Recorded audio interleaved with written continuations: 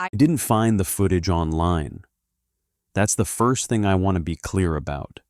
It wasn't buried in a forum thread or passed around as a curiosity. It came to me on a USB drive inside a padded envelope with no return address, dropped through my mail slot sometime during the night. I only noticed it because the envelope was damp, like it had been left outside for hours before someone decided to push it through. Inside was the drive and a single folded piece of paper. No explanation, just an address written in block letters and the words, "You stayed here." The address meant nothing to me at first. It wasn't familiar, and it didn't show up properly when I searched it. Maps placed it on a stretch of highway that skipped from one town to the next without acknowledging what lay between. Still, the words on the paper bothered me. You stayed here, not someone, not a guest, me. I told myself it was a mistake, that the envelope had been misdelivered. Then I plugged the drive in, more out of irritation than curiosity, and found a single folder labeled with a date from 3 years ago. A date I couldn't place until I checked my bank statements and saw a motel charge I didn't remember making.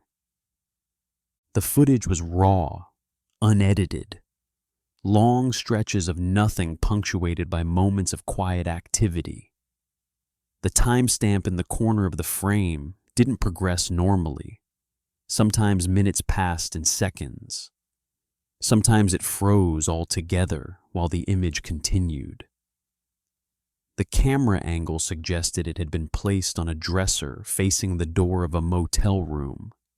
Beige walls, generic artwork, a bed just out of frame. The kind of place you forget as soon as you leave. Except this one felt wrong immediately. The door was slightly too tall. The carpet pattern repeated too frequently. And the window, what little of it I could see, showed darkness no matter the timestamp. At first, the footage showed an empty room. Then, after several minutes, someone entered. It took me longer than it should have to recognize myself. Not because the person looked different, but because the movement was off.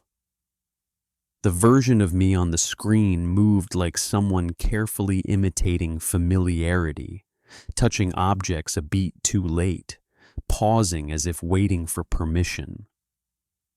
I watched myself sit on the edge of the bed and stare at the door for a long time.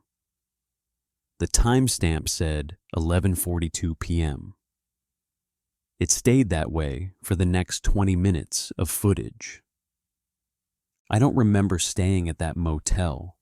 I don't remember the drive, the check-in, the reason. But the footage continued, and with it came fragments that stirred something uncomfortable in my memory. The sound of traffic passing outside, though the window never showed headlights.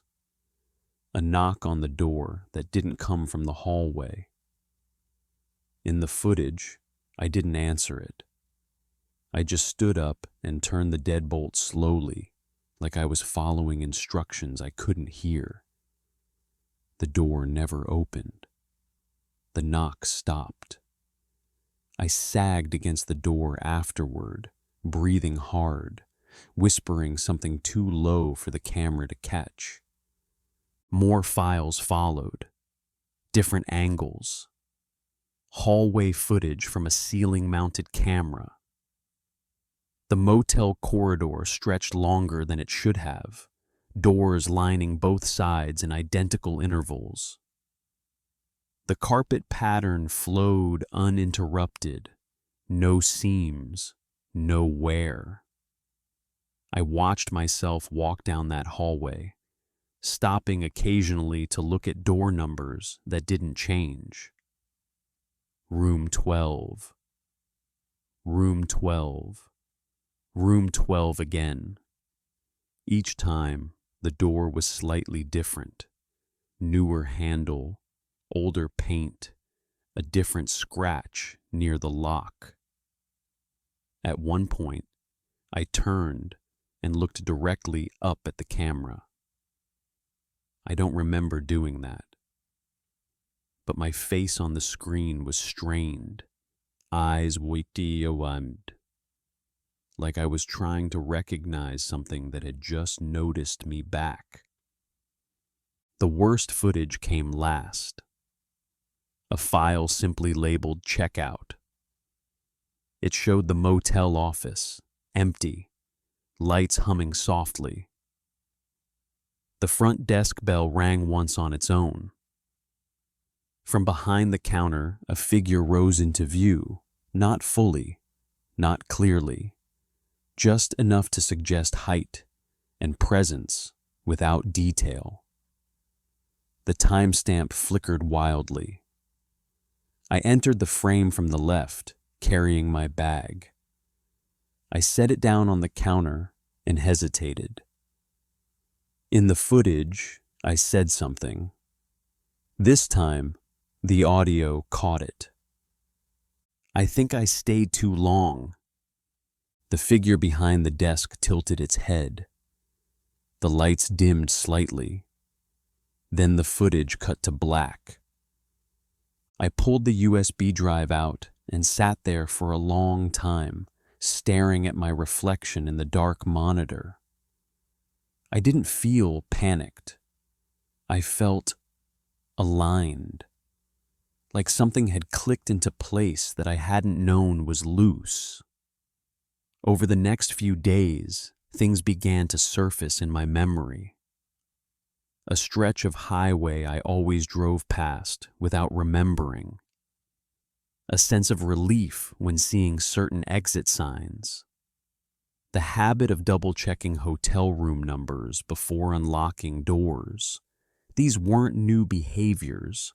They were residues. I tried to find the motel. I drove the route shown in the footage, matching landmarks, following the same turns I'd apparently taken before. The address on the paper never appeared. Where the motel should have been, there was nothing, just a long pull-off and a sign warning drivers not to stop. I stood there at dusk, listening to cars pass, feeling the same pressure I'd seen in the footage when I turned the deadbolt. The sense of being observed without being watched. That night, I found another envelope at my door. This one dry. Inside was the USB drive again, and a new piece of paper. No address this time, just a sentence written in the same careful hand. Checkout was processed. I haven't received anything since. No new footage, no explanations, but sometimes, when I'm driving late at night and the road stretches longer than it should, I feel that same hesitation creep in. The instinct to pull over, to stop somewhere that promises rest but never quite delivers it. If that happens, I keep driving. I don't check in. I don't look for vacancies.